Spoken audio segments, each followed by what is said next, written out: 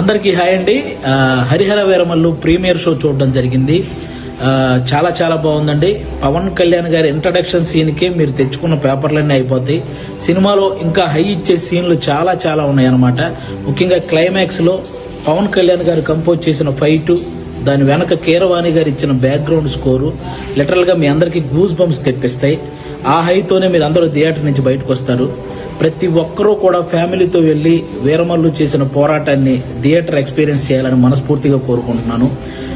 ముఖ్యంగా నేను ఈ సినిమా షూటింగ్ అప్పుడు చాలాసార్లు సెట్కి వెళ్ళాను. పవన్ కళ్యాణ్ గారు అభిమానులకు నచ్చే సినిమా తీయాలని ప్రతి సీన్ మీద కూడా చాలా కేర్ తీసుకొని చేశారు. అది ఈరోజు స్క్రీన్ మీద కనిపించింది. క్లైమాక్స్లో ప్రతి అభిమానిని కదిలించింది.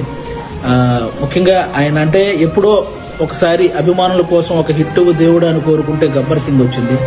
ఆ తర్వాత మళ్ళీ ఇప్పుడే అభిమానుల కోసం ఒక హిట్ దేవుడు అని కోరుకున్నారు. మనకి హరిహర వీరమల్లు వచ్చింది.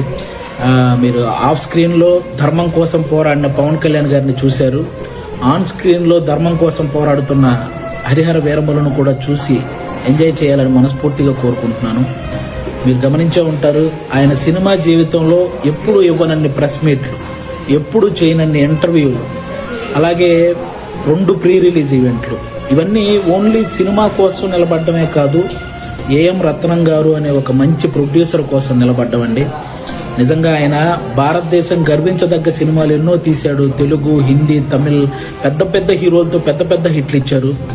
ఈరోజు పవన్ కళ్యాణ్ గారితో ఆయన పొలిటికల్ షెడ్యూల్ని దృష్టిలో పెట్టుకొని దానికి తగ్గట్టు సినిమా షెడ్యూల్ని వేసి అక్కడ పొలిటికల్ కెరీర్లో ఆయన ఒక మైల్ రాయి సాధించడానికి, అలాగే సినిమా కెరియర్లో ఇంకొక మైల్ రాయి సాధించడానికి తోడ్పడిన ఒక మంచి ప్రొడ్యూసర్ అండి ఏఎం రత్నం గారు.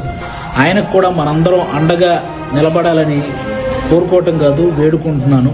అందరూ ప్రతి ఒక్కరూ వెళ్ళి ఫ్యామిలీతో ఈ సినిమా చూడాలి. అలాగే ఆల్మోస్ట్ 30 సంవత్సరాల నుంచి పవన్ కళ్యాణ్ గారు సినిమాల ద్వారా మనల్ని ఎంటర్టైన్ చేశారు. పాలిటిక్స్ ద్వారా ఎన్నో అవమానాలు పడ్డారు. కష్టాల్లో ఉన్న ఎంతో మందిని ఆదుకున్నారు. అలాంటి వ్యక్తి ఎప్పుడో కానీ మనస్ఫూర్తిగా ఒక మాట అడగడు, సినిమా చూడండి అని. కాబట్టి ఆయన్ని అంటే ఇంకో 3 సినిమాల తర్వాత ఆయన మళ్ళీ కొన్ని సంవత్సరాలు సినిమాలు చేస్తాడో లేదో కూడా తెలియదు. అలాంటి వ్యక్తికి మనం ఈ 3 సినిమాలు ఆయన గుర్తుంచుకునే విధంగా, ఆయన గుర్తు పెట్టుకునే విధంగా విజయాన్ని అందించాలని మనం మనస్ఫూర్తిగా కోరుకుంటున్నాను. పవన్ కళ్యాణ్ గారి అభిమానులందరూ అభిమానులే కాదండి, మనస్ఫూర్తిగా నేను ఒక విషయం చెప్తున్నాను. ఆయనకి నాయకులతో వ్యతిరేకత ఉంటుంది, కానీ సాధారణ ప్రజలందరినీ కూడా సమాన